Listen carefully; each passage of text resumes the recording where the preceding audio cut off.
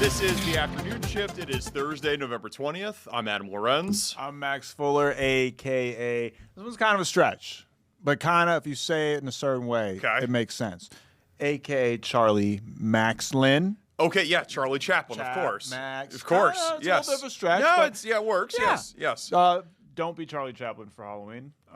Just be careful. Why? He was a silent film actor. I know, but he's got just the mustache. Oh, the got mustache it. is just be careful. Yes, if you're going to be dressed up yes. as Charlie Chaplin. I actually watched a Charlie Chaplin movie over the weekend. Yes. Silent film. Yes. I should throw Matos that. Oh, sure. Yeah. Yes. Modern times. You watced a silent film. I watched a silent film over the weekend. Okay. It was enthralling. Yes. Hilarious. Yes. A meditation Yeah. on the industrialization of the United States. It was a brilliant piece of work, honestly. Yeah. I'm more of a Buster Keaton kind of guy. Okay. Buster Keaton was the American version of Charlie Chaplin, Basically, right? Yeah, basically. Yeah. Charlie Chaplin was kind of like, I feel like he was like the granddad. He was the guy. Yes. That was that movie. Famously, the first time you ever heard his voice. Oh, okay. Camera. Okay. Yeah. Yes. What film was it called? It's called Modern Times. Modern Times. It's crazy that used to just be cinema. No, you should just be. Yeah. You'd have an organ player or a piano player just kind of going on, and that was it. And it still is hilarious to this day. I actually saw a recently not Modern Times, but a modern made silent movie. It was called Hundreds of Beavers. Okay, it's like a slapstick comedy. Completely, it's like obviously got a soundtrack, but there's no dialogue. Yes, and when I say it killed in the theaters, it killed in the theaters. People loved it. First of all, the theater was packed. Yes, and people loved it. That let me know that Charlie Chaplin, he's transcended. He would still be a hit to this day. Oh, I have no doubt about that. 100%. Yes. AKA Froby Dick. Okay, Moby Dick. Yes. I don't know the story of Moby Dick. It's but, it's like a man versus nature kind of story. Okay, a man versus a whale. I think the whale did something to him, or it's like it's been elusive. It's evaded him his entire life, and it's like him versus the whale. He's out to get the whale. Okay. Yeah. Okay. Yeah. I don't know why. Yeah. I don't know if the whale disrespected him, said something about his mom. Yeah. You know what I'm saying? Is there a whale that you're trying to go get right now? Yeah. There's a ton of whales. I'm always after the whales. Yes. All different kinds of whales of all different kinds. Yes. Yeah, of course. What about you? You got any whales you're chasing? No. Metaphorical whales? Yeah, maybe. They're more like dreams, but I don't know if there's somebody I'm out to go. Whale of a dream. Yes. That's what I'm talking about. Yeah, I don't know if there's anyone I'm trying to go slay, but I don't know. Maybe. I'm not trying to slay them. Yes, I'm not trying to befriend. Yes. Whales you're trying to befriend. Right, because I think whales are. I don't think whales are very friendly to humans, though. I don't think so either. They're less friendly than sharks are. I think. Yeah, I think they are. I think yes. Sharks mostly leave people alone. Yes. Unless you look like a nice, yummy seal. Right. But otherwise, I think whales are pretty mean. Yes. Yeah. Seals are very cool animals, by the way. Seals are cool. Yes. Dolphins are great. Yes. Very smart. Yes. Very smart animals. Yes. AKA the Black Rapunzel, since we were just talking about Disney right before we got on the air. Sure, right. About Disney princesses. So just with the hair. With the hair, with the afro. If I got it wet, I could have straightened it out, then I could be very Rapunzel-like and let down my hair. Have you ever thought about trying to do something? I don't know what it could be done. Can you braid it? Yeah, I've had braids. I've had cornrows. I've had every hairstyle. You've had cornrows? I've had cornrows. Oh, I'd love to see that. I used to have a flat top. Oh. I used to have a fro hawk. Oh, okay. I was bald one time, like Tupac bald. Like super duper bald. Yeah. I've had pretty much every hairstyle a black man can have except for dreads. That's the only thing I haven't tried yet is dreadlocks. Is that in the works? I don't think so. Yeah. It seems like a lot of work. Yeah, and I don't have the right head shape for it. You know, only certain people can pull off dreadlocks. I feel like it wouldn't look right. Yeah. But I've thought about it. Maybe put some pigtails or something. Okay. We could do a little. What do you guys think? Yeah. A little. Something like that, like little Princess Leia situation. Yeah. Like Allison had on Halloween. You know what I'm saying? Yes. So, yes. Everybody that's seen Star Wars out there knows what I'm talking about. Princess Leia situation, or maybe like a ponytail. Right. I don't know. We should have maybe we should have someone come in and try to style my hair sometime. That would be fun. I think it would be a great. We had a barber. We had Nick Williams come on. I don't need him to cut my hair. Just style it. I'm about to see Nick in about 2 hours from now. Look at that. We had this segment. That was your opportunity. I should have asked him. We could do somebody else. We could do it again. Yeah. I do not know how to braid hair. Maybe Paul. I think Paul-Millgate actually knows how to braid hair. You know how to braid hair? I think he might. My kind of hair? I don't know how to braid hair. I have had braided hair. Oh. I've actually had cornrows before, but that's a very long story. I don't know. Yeah. You've had cornrows before? Yes. Oh. Yeah. I was on a shoot in Africa. Is there pictures? There are. I'll dig them out. I'll see if I might try and dig them out and play it before the end of the episode. It was happenstance. I was on a shoot in Africa, and I got sent ahead of the rest of the crew just to kind of like make sure that the contributors were going to be there. And I'm sort of sitting there with people that they don't speak any English. I don't speak any French at that point. I certainly don't speak Susu. And I'm sitting there trying to just be polite in just sort of using body language to communicate with these people. I'm in this little tiny hut, and I'm like, oh, and I pointed to the hair, and I was like, it looks good.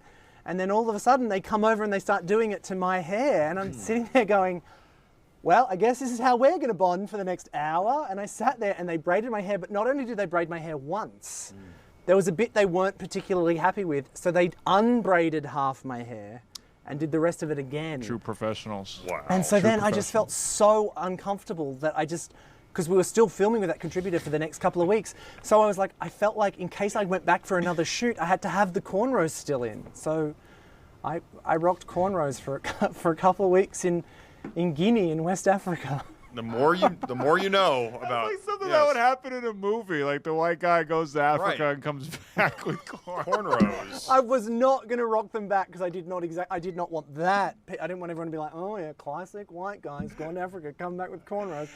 My situation was, I did not think I was going to end up with cornrows. Paul's my slave name. I didn't really want cornrows, but I ended up with cornrows. They were forced upon me, but it's a fun story now. It's a great story. That is really funny. It's a great story. We need a picture. We definitely need a picture. I'll do my best to do. If you guys chat for long enough and I don't have to switch too much, I'll look through my phone and see if I can. We definitely need pictures by the end of the show. Yes, sure. yes. Have you ever had cornrows? Have you had any other hairstyle besides the fade? No hairstyles besides the fade. I do have a pretty wicked cow's peak, so I try to maintain the cow's peak. Sure, yeah. My hair is actually very long right now. I know, like I said, Nick Williams, he's about to cut my hair. Yeah. Nick Williams is watching. He watches the show regularly, so if he's watching, I'll see in a couple hours. But yeah, no, he and your name comes up every time I'm in the chair. Hey. He said, Max, I could cut his hair. I believe it. He said he can. I believe it. Yes. I would trust him. He does everything from Minnesota Wild players. He also does Minnesota basketball player. Like he does. He's got range. He's got a lot of range. A lot of barbers in Minnesota don't have that range. Yes. Yeah, but he does. He's got a lot Shout of out to range. Nick. A lot of range. Yeah, I'm thinking about maybe doing something different, But I love the fro. I love the fro. Yeah. Yeah, I always wanted it, even when I was a kid. Well, it's kind of your thing now. It's part of me. Yeah. It's like part of my calling card. Yes. Like if the Joker showed up and he didn't have makeup on, he'd be like, "Who the hell is this guy?" You wouldn't even know who he is. That's right. We're waiting for the welcome back to the afternoon shift here. AKA a million other things. Welcome back to the afternoon shift. Yeah, the episode wouldn't officially start without that. Without that. It's like the It's like the Gallarhorn at the Vikings game. That's right. It's our version of the Gallarhorn. That's right. Or, JJ running out, out of the huddle and getting everybody hyped. Meditating, when he's 9. Everybody hyped up. We are going to talk about the Vikings-Packers game on today's show. There's a lot to talk about today. It's been a very busy news day. Waymo, it's coming to Minneapolis. That's going to be a great discussion. We're actually talking to somebody from Waymo on the show today. It's going to be great. Saturday marks the 62nd anniversary of President Kennedy's assassination in Dallas, Texas. Oof.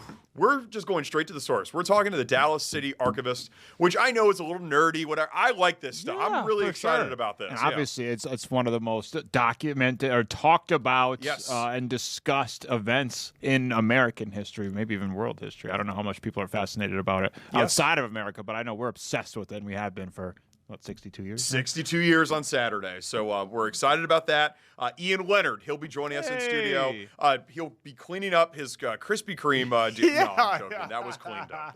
That was a fun interjection by him. But he's retired from Iron Man. He's announced. He's done. He's done. He's retired. He's done. We have video. He finished one this weekend in Phoenix. Not from meteorology. Oh, right. Okay. Yeah.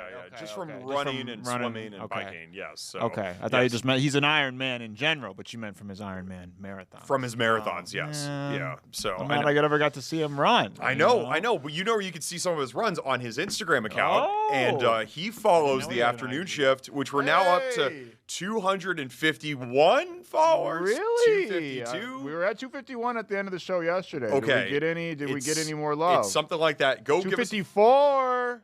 See, I said 300 by the end of the week. Who knows? It could happen. It could happen. It could definitely happen. We got to go viral. Give us a follow there at Afternoon Shift _Fox9. We would appreciate it. There's a lot of great content. Turkey talk, political crises management, yes, the arts, hockey, Oregon Trail, yes, shirtless pictures of me. All types of stuff is on here. Wait, did I say that out loud? You did. I didn't mean to say remember, that there was the day where you said we need more Max content. We need more Max content. And now there could still be more. Still could be a little bit more. There could be a little bit more. But that's okay. That's okay. We're at 254. We're growing. We're growing. Regardless. Yes. We do have some breaking news. A little bit. Is this going to be on the Instagram? We've got Paul and cornrows. Let's pull that. Let's pull this up here. Here we go. I don't know. Should we be? This is courtesy of my wife, who, lovely wife Kaylee, listening in, watching the show every day. She has dug out this picture and found it for me. Here it is. Here we go. Look, Max's face. I feel like I just need to go to a tight shot of Max's face for this. You just do a double take here. Just do a split screen of these two. I didn't Here we go. Kind of see the picture. Hold on. I know. Let me put my glasses There on. it is. There it is. There it is. There's a million other things to say. You ever seen the rapper Riff Raff? I've never heard of that. You never heard of Riff Raff? No, I have not. Oh, we can't show his picture, can we? I don't think we're allowed to. You look exactly like Riff Raff. Like, you look... Is that a compliment? You look like you got a bad ska album about to come out. I love what you can't really see here in this picture, but is that the way that they didn't finish it off. It sort of has this really like sort of ponytail sort of component to it. If you look at that, okay, there you go. There I am. Paul-Millgate, aka Riff Raff. Riff Raff. If you look at the very top of the photo, when I put it back up, you can actually see that they sort of just end with all these sort of like mini pigtails. It's not even like properly. How'd you do? Like, they still kept your like your what did you call it? Your coif.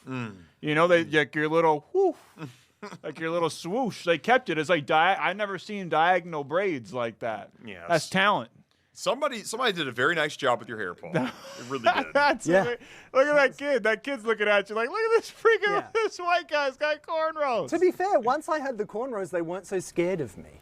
Hey. You know, like, so there was a winning component. There's a photo I've got out there too that I'll try and find at some other point. I'll show you these kids that had never seen a 6'5" white guy before in their life, and they were just terrified of me, and they just would burst into tears. That's oh my god, that picture is so funny. That picture is definitely something. Is so funny. It's definitely something. Anyway, so there you go. There's some frivolity for Thursday afternoon on the afternoon shift. Amazing. Yeah. You never know what you're going to get here on the afternoon shift.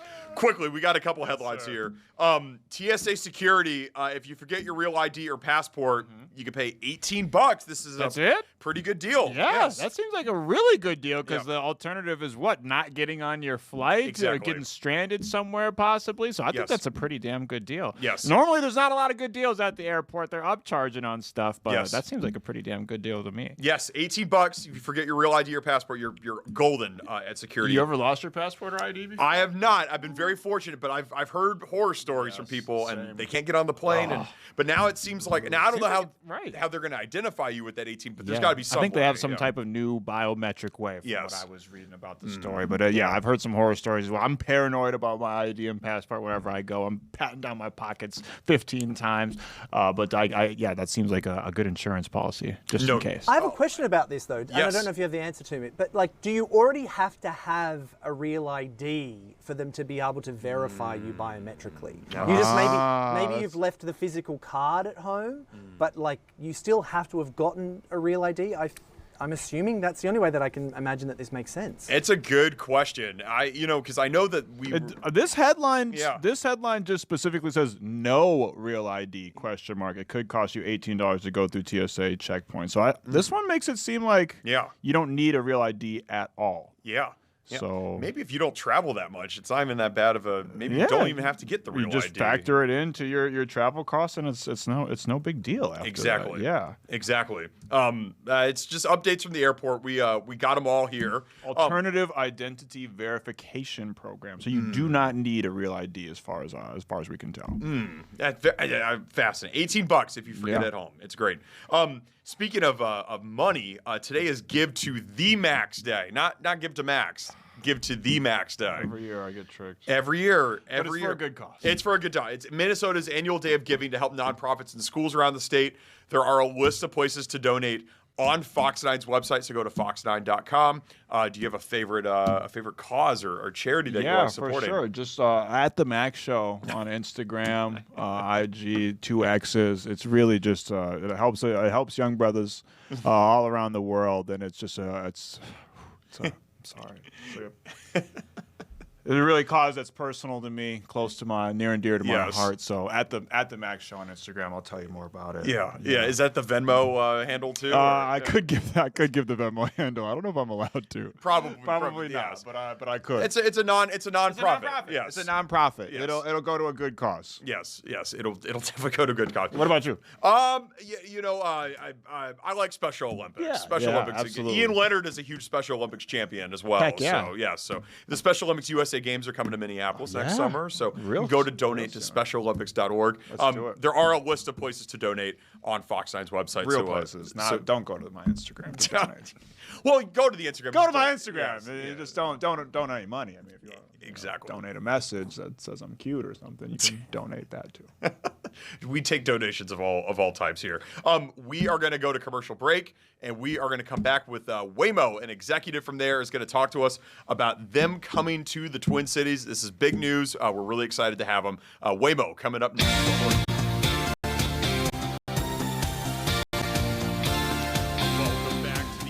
Shift, Max. Big news this morning with Waymo in Minneapolis. I heard it's coming to Minneapolis. The Waymo driverless cars. There's about to be way more of them on the streets of Minnesota. Well done there. Well done. We're really excited about having Waymos here in the Twin Cities. And joining us now is Waymo's technical program manager, Mr. Jake Treader. Jake, welcome to the afternoon shift. How are you? Thanks, guys. Yeah, I'm great. Yeah, good to be here. This is huge news, Jake. There's a lot of people here in the Twin Cities and across the state of Minnesota that don't know what Waymo is. Can you introduce your company to this Minnesota audience?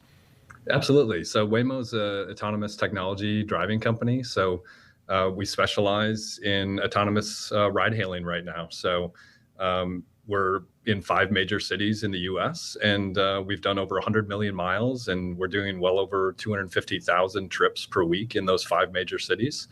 And in those cities, you can hail the Waymo similar like you would Uber or Lyft, except there's no one in the driver's seat. So it's a totally different experience for people, but we, pride ourselves on a very safe track record. So. Jake, you mentioned it. You're in 5 different cities, and I'm sure you guys are looking to expand all over the world. But what made Minneapolis as one of the first places you wanted to expand to outside of those 5 cities? Yeah, so we're at a really exciting time for Waymo. We're at the precipice of a lot of scaling. So we're going to a number of different cities.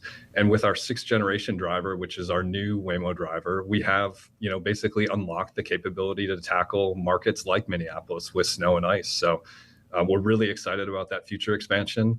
And Minneapolis is, a very lively, urban center that we want to be able to serve. Jake, you mentioned the Waymo experience. Take us into that experience. What should a rider expect when they get into a Waymo vehicle? Yeah, absolutely. So there's an app on your phone, and you can hail the car similar like you would a Uber or Lyft. It's really nice because all the cars look the same, but you will have your initials on the top of the vehicle. So you kind of know which one is yours. You can unlock it with the phone or, walk up to it and it unlocks automatically. You can ride in the front passenger seat or the rear seat. We don't let riders ride in the driver's seat for obvious reasons. But yeah, then you just hit the start ride button once you're buckled, and it will safely take you to where you want to go. You're able to control the music, the temperature, everything in the vehicle. So riders really like that kind of personal, private experience that you can get in a Waymo. Sounds like something straight out of the Jetsons. Like, we're really living in the future, brother. Yes. This is super exciting stuff here. Yes. Jake, I'm curious, like, how did you guys design these Waymo cars to be autonomous the way they are? Absolutely. So we start with a really comprehensive sensor suite. So we have LiDAR, which are essentially kind of like lasers that come out from the vehicle. So we can see 360 degrees with this LiDAR technology. And then we have radar, which also helps us see in different weather conditions. And then we've got cameras, and the cameras have kind of tiny wipers and heaters on them, and even cleaning fluid to wipe off all the road grime and salt that might accumulate on sensors in Minneapolis in the winter. So we bring all these sensors together to be able to see the world around us and operate in a very safe manner. So, we're basically have a lot of safety studies completed, 11 times safer than a human. I've personally taken a ride in the San Francisco Bay Area on freeways. So we're just now rolling out freeways to, our public riders. And so it's really cool to see this expansion to airports and freeways and things like that, really building a comprehensive service for all our riders that they can depend on. 11 times safer than a normal human car. I think that's like a huge takeaway from this. That really is amazing. You mentioned getting on the freeways up in the Bay Area. I know that Waymo said they're coming to Minneapolis. Does that mean that the cars have to stay within the Minneapolis city limits? Would they be able to go over to St. Paul? Could they go on further rides in theory? Yeah, right now we're focused just on Minneapolis. So we're in a testing stage. So right now what we'll do is we'll drive around Minneapolis. We'll put out a high definition map of the area that we want to drive in. We'll make sure that this, safety and performance of the technology is robust based on human operators driving the vehicles. So we start in a very small area of the city with a very small number of vehicles, and then we slowly expand over time to, serve as many riders as we can. So I've got no announcements right now on like further expansions, and so we're entering this testing phase, before winter to really get the most of the winter season in Minneapolis. But we're really excited to continue testing and, in the future, be able to offer a service to public riders in Minneapolis. Jake, now one of those things that I'm sure you guys are going to have to hurdle over on the way to bringing it to the public here in Minneapolis. I'm sure that once you guys expand to these different cities, there's all types of different laws in different states and whatnot. Can you kind of walk us through that process of like what these laws are like and how they're changing and how Waymo is changing them? Yeah, absolutely. So, I'm an engineer. I don't work in the policy side of things, but, Waymo develops a really strong partnership with the communities and also legislative and policy branches of the cities and states that we hope to serve in the future. And so all I can say really is that we really try to partner and not, force anything on anyone. So I think the safety of the service is kind of demonstrated itself over time now that we have over 100 million miles of fully driverless operations. And so, once people experience that and see the safety impacts, we have this great partnership with legislators that, can allow advancements in, legislation to allow services like this to improve road safety in the communities that we serve. Jake, do you think it'd be a fair statement to say that if every car in the world was a Waymo, that there would be virtually zero accidents, maybe zero altogether? Yeah, are you going to be able to buy these things someday? Because I don't got a license, Jake. Listen, I'm your P1. I live in Minneapolis. I ain't got no license. I'm going to be riding these Waymos like every day. Are we going to be able to buy these someday? I love it. I love it. I love the excitement. I appreciate it from you guys. So right now, our business model is to operate kind of a ride-hailing service similar to Uber and Lyft. We don't personally sell these vehicles. What we're really building is the Waymo driver that we can apply to many different vehicles, different applications. And so we're exploring kind of any and all opportunities in the future. So the vehicles that we'll be bringing to Minneapolis reside on a Jaguar platform and then a Zeekr platform, which, we incorporate the Waymo driver onto. We've also announced that we have a partnership with Hyundai. So the Ioniq 5, which you've seen, as a consumer vehicle, we're also deploying the Waymo driver on that vehicle. So we're really making kind of a generalizable driver that can go on multiple vehicle platforms and, bring this road safety to as many areas as possible. And Jake, would you say the price of these Waymos is very comparable to Uber or Lyft as well? Right. Yeah. The ride hailing price that you'll see on the app, it will fluctuate based on the demand that the cars are seeing and things like that. But yeah, it's very comparable to, existing ride hailing services, but with that kind of maybe added benefit of having your own space. And, a lot of riders enjoy that distinction that, Waymo can provide for them. I love it. Yeah, that's awesome, man. Yeah. Speaking of that, while we're on the subject of Uber and Lyft and these other ride-sharing services, I would imagine that there's probably some consternation from drivers from those ride-sharing services as well once Waymo comes into town, right? Yeah, I mean, like any new technology, there's going to be, kind of some adjustment and getting used to things. But, we're not displacing human ride hailing in any way. We think those services can coexist, so people that want to take a Waymo can take a Waymo. People that want an Uber or Lyft that may be driven by a human, they can take that as well. So I think, providing options to people is really what we're after. And I think once people experience our service, they, really tend to like it and value it. Yeah, and you talk about that customer experience. I would say it's been overwhelmingly positive that you've seen in the markets that you're in currently. Right. So we're in 5 major markets right now: San Francisco, LA, Phoenix, Austin, and Atlanta. And then we just announced recently that we're doubling the markets that we're driving autonomously in. So we're going to deploy to more markets in Florida, in Texas, and basically double our cities from 5 to 10 over the coming months. So we're really excited about that, doubling of the cities that we're going to serve. And that's on the back of all the cities that we're announcing for testing, such as Minneapolis. So, no commercial service in Minneapolis right now, but, we're testing and laying the foundation for a commercial service in the future. Super exciting stuff. So much It cool really stuff. does that. Sometimes you hear 2025 and it's like, that sounds so futuristic, but there's no futuristic things. Well, Waymo is here to make it more futuristic. Absolutely. And it's all thanks to people like Jake, one of the best engineers at Waymo. You are Waymo's technical program manager, Jake Treader. We appreciate your time, Jake. Thanks so much.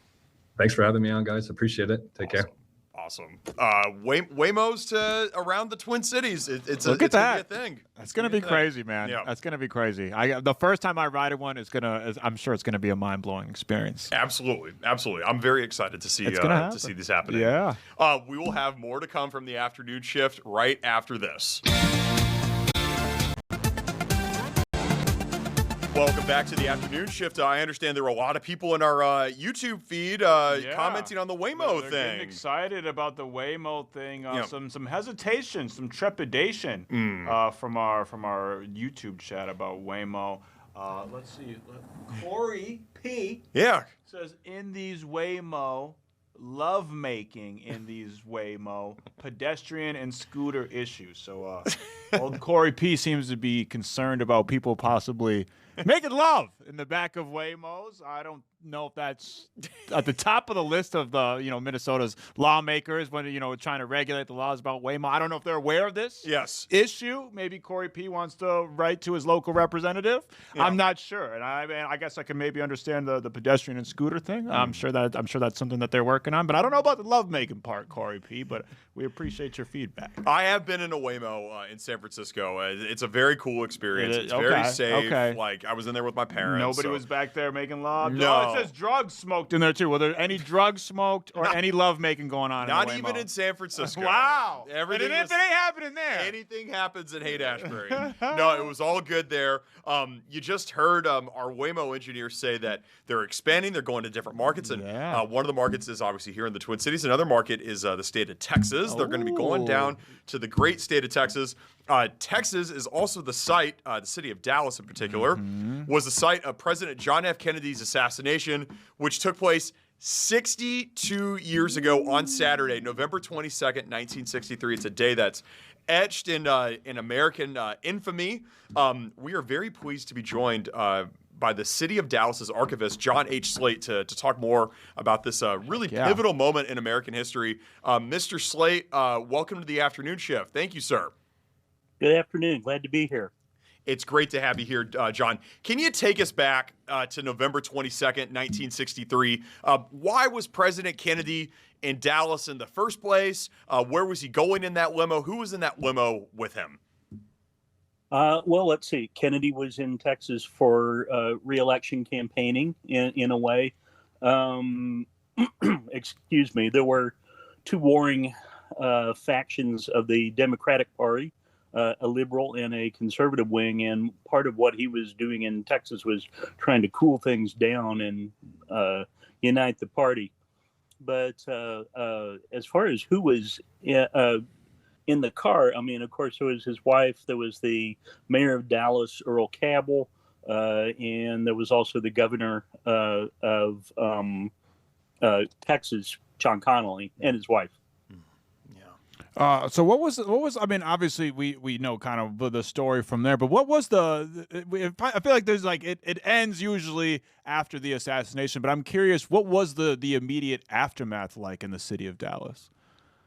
As you can imagine, it was pretty chaotic and crazy. Of course, there was a immediate search to try to find a killer, and so there, like any police department in 1963, they did everything they could to try to identify what was going on. They ran up into the building where people believed that some of the shots had come from. They also took a lot of citizen tips. And there was also a lot of just coincidental things that were going on that kind of led to capturing Oswald. John, you mentioned that the political climate there in Texas, and that was the reason the president was there in the first place, was to try to cool things down between the liberal and conservative sides of the Democrat Party. Of course, President Kennedy won the state of Texas in 1960, maybe largely because of his running mate, Lyndon Baines Johnson, who was a senator from Texas. Really, really a big Texas guy, a big sort of Texas bravo, if you will. Can you just take us back to that political climate of the state? And, LBJ becomes president. Obviously, Eisenhower was born in Texas, spent a lot of his childhood in Kansas. LBJ kind of suddenly becomes the real first Texan president out of this, right? Yep, that's right.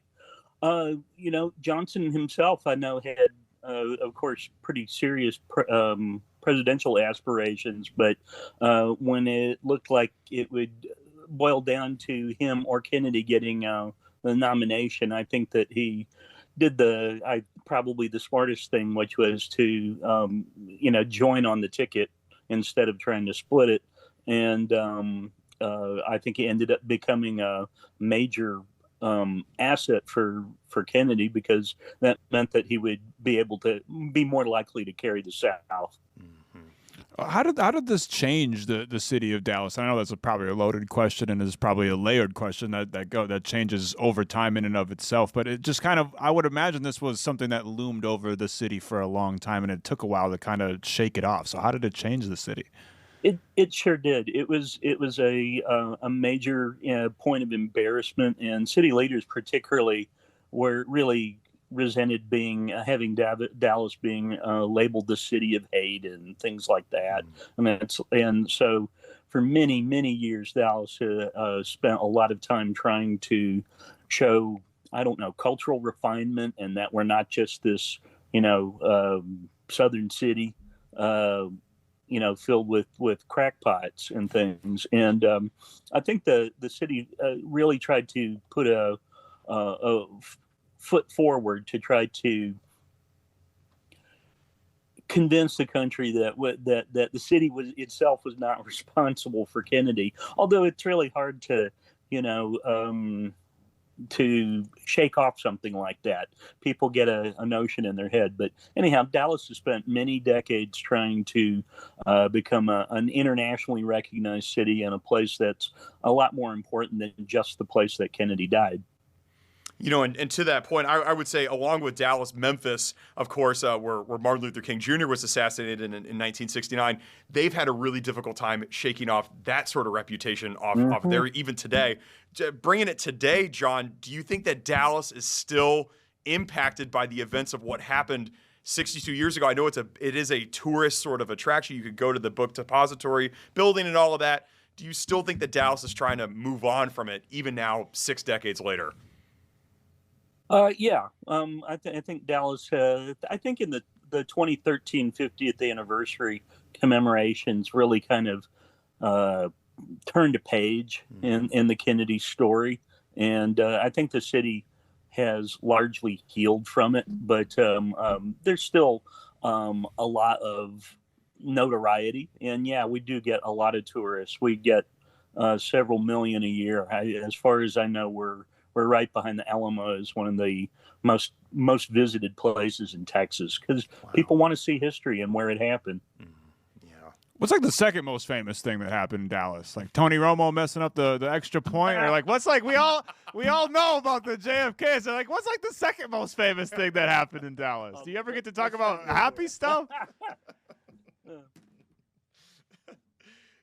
Is there something else? You're the city archivist that is of note there. No, it's fine. I won't go on. Speculate on anything Cowboys now or then. Fair point. John, you are the city of Dallas's archivist. What role have archives played in this story? Obviously, it's a story that is still fascinating people even today. People have developed their own sort of theories and whatnot. You've got all of the facts. How have the archives played a central role in all of this? Well, what we do in the archives is take care of government records in the city of Dallas, and there are about 11,400 items in our Kennedy collection, and it sat for years locked away in the Dallas Police Department. But what we've been able to do is get them digitized and put on a digital library that we partner with called the Portal to Texas History, and it's available for anyone to look at 24/7. And really has a great insight into police procedural work in 1963, what the police department did all the way leading up to the federal investigation. And it's an incredible capsule of history. Now, I think it was earlier this year, the president declassified a bunch of files in relation to the assassination. Did that impact? Is that something that you guys were on top of over there in the archive division? Yeah, I wasn't particularly personally concerned about what might come out. I think a lot of it is duplication. And, that's fine. If it is duplication, then sure, let's release it and let everybody know, just what's in there. So as far as new revelations, I'm not really sure how much is left there to uncover or scrape up from the bottom. John, is there anything that the city is doing on Saturday to commemorate the anniversary? And if anybody wants to go visit the site, if anybody out there, any of our viewers here in Minnesota that are fascinated by this, where can they go if they go and visit Dallas and if they want to go see history firsthand? There's not an official ceremony on Saturday, but for sure many people show up at Dealey Plaza, and there's always a commemoration of some kind there. It's mostly citizen-led, but it's usually pretty somber. There are people who offer prayers, and it's a annual thing, and that's what most people do in Dallas. Yeah. John H. Slate, the chief archivist for the city of Dallas. We really appreciate your time and talking about this subject that's really fascinated so many over the decades, and it was just a real pleasure to talk to you today. Thanks so much. Thank you, Mr. Slate. Thank you. It's still a really, really crazy story, and it's still just like mind-blowing for so many people. Yeah, something that we'll probably be discussing for the rest of our lives. It'll be eternally fascinating because of all the mystery surrounding it, and obviously just the degree of importance around it. I mean, you can't tell American history without talking about one of the most pivotal moments that went down there in Dallas. No doubt. And for Lyndon Baines Johnson just to go to bed the night before, and you're the VP, and then a few hours later you're all of a sudden you're swearing in on Air Force One, and you got crazy is that? First Lady Jacqueline Kennedy in a bloody dress standing next to you. Right. It's just like surreal to think about. I cannot even imagine what was going through his mind at that point. No doubt. That was tremendous. What else is also going to be tremendous is Ian Leonard coming in studio. Hey. There is some winter weather to talk about with him. We want to talk about the Iron Man retirement, and Ian's also got to pay up on a little bet that is true that he set for this World Series. Ian Leonard in studio coming up next. No, boys.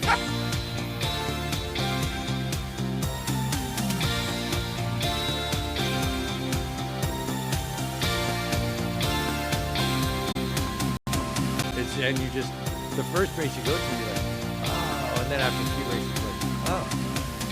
We've got Ian Leonard in the house talking about all about the Ironman and how clean and everything it is. Yeah, it's grimy. It's a grimy sport. It's a really grimy, in a great way. Yes. You know, it just has to be. There's just not a lot of time to get clean during the day. Ian finished the Ironman in Phoenix, Arizona this past weekend. Yeah. You're how many Ironmans is this for you now? It's 3 full Ironmans since 2019 and 7 half Ironmans in that time as well. And your last? Are you officially done? Hanging it up? Yeah. Yes. Question mark? Question mark? Oh. I say that every We have time. another segment in like 3 months where we have I'm back. Yes. Get the facts like Michael Jordan style. I'm unretiring. Yeah. You know, it's really, really hard. And the hardest part about Ironman is training for it. Yeah. The race is hard, but it's 8 or 9 months of training. And once you get to within 3 months of the race, you're training 6 to 8 hours a day. Yeah. And then you're like, oh, I got a family, I have a wife, I have a job, I have other commitments. And finally, you know, they say, it's victorious just to get to the start line. And I'm like, oh, shut up. No, we got to get to the finish line. I mean, but I think that makes people feel better about all the hard work they've put in. Yeah. And it really is. It's a lot of work. The hardest part about finishing an Ironman, afterwards, you're so used to eating like 6, 7, 8,000 calories a day. And you have to stop immediately. Otherwise, people go like, have you noticed how much weight Ian Leonard gained? Because you're just like, Oh, are you going to finish that cheeseburger? Thanks, I'll have some of that. So I've had to, you know, you slow down on your eating right away. Yeah. Yeah. So how do you like if I wanted to start training for an Ironman competition today, just cold turkey? I would say first of all you got to get right with your head. Yeah. You can't. I can't be swimming with this. No, It's not very aerodynamic. no, not your head, not your hair. Okay. You got to no. Oh, I No, the hair's phenomenal. Oh. No, It's like, no, I'm not. you have to make anymore. you have to make the commitment. That's my friend Fax Muller. I don't participate. If you make a commitment to yourself, Yeah. then you can do it. But you can't say, I think I want to do it and start training. You can't be like, you can't whine your way into it. You either it's you know, it's Yoda. Yeah. Either do or don't do, or however he says it. But it's really important to commit. And once you commit, then it's about the eating and the training and there's no days off. Yeah. You know, and you're just getting ready. So look, 2.4 mile swim. There's no side of the pool to hang on to. You're out there. Yeah. Then 112 mile bike. Then 112, and then a full marathon. You know, there's a great shirt out there. It says in the front, it says, "Oh, you do marathons," and on the back there's an Ironman symbol, and it says, "How cute," you know, because we do one at the end of our race. Right. So yeah, I mean, there's a lot of moving parts. So you're out there all day, and look, I'm a completer, not a competer. That's an important. People are like, did you win? I'm like, no, of course I didn't. I'm just trying to get through this thing and get through life. And it's really intense, and it's fun at the same time, and it's rewarding at the same time, and it's hard, and it's dark. You go to dark places. Yeah. I mean, I'm a relatively bright area guy, but at about mile 130, I'm like, I hate everybody. I don't talk to me. I'm gonna. You go in this tunnel, and it's pretty cool. I mean, it's I don't even know how. Here's what I did. So people always say, "Well, you're out on the course for so long. How do you stay fueled?" Yeah. It's a great question. Mm-hmm. We don't eat a lot of real food out there because you can't digest it properly. It's just gut weight. So a lot of it is these goos. So basically, it is highly refined sugar. Oh. And so, to give you an idea, I have one of these before the swim, one when I get out of the swim. I have one every single hour on the bike, one as soon as I get off the bike, and then I have one every 3 miles on the run. That's a lot of goo. That's a lot of goo. So here, I want you guys to try it. Okay. So usually we rip that off and we throw it in our mouth. I want you to squeeze one of that, squeeze some along your finger and give it a try. Squeeze some of that. All right, cool. And then these are Stinger Energy Chews right here. All this is a sugar. Yeah. Sugar and caffeine. Woo! Oh, yeah. And you eat, sugary. How many of these do you eat now over the course of a race? I'll do about 16 of those. Oh, 16? Yeah. Because think about this. I'm going to burn almost 10,000 calories during the race. Right. So you've got to take that in somehow, or you'll do what they call bonking, right? You're like, I can't go any further. So you have to take in calories. Here, try some of these too. These are energy chews. And the big thing about these are they're full of sodium. Okay. There's enough sodium in here for like a month. So you eat them and they're delicious. They're good. They're like gummies, right? They're pretty good. Oh yeah. But imagine eating like 6 packs of those. Well, you've had 15 or 16 of those. Yeah, now you're like, how do I hydrate? You can't do regular Gatorade. There's not enough of anything in there. So I drink something called Tailwind, and I take this. This is buoy. This is derived from sea salt. Squirt buoy. Oh, what do you do? Just with this take now? it. Just squirt it in your mouth. One squirt. No, squirt it. Until your head back. Yeah, you can put your whole tongue on There you that, go. dog. Okay, I don't know. You put your Whoa, whole that's a tongue little. on that. It's like seawater. That's a little salty there. Yeah.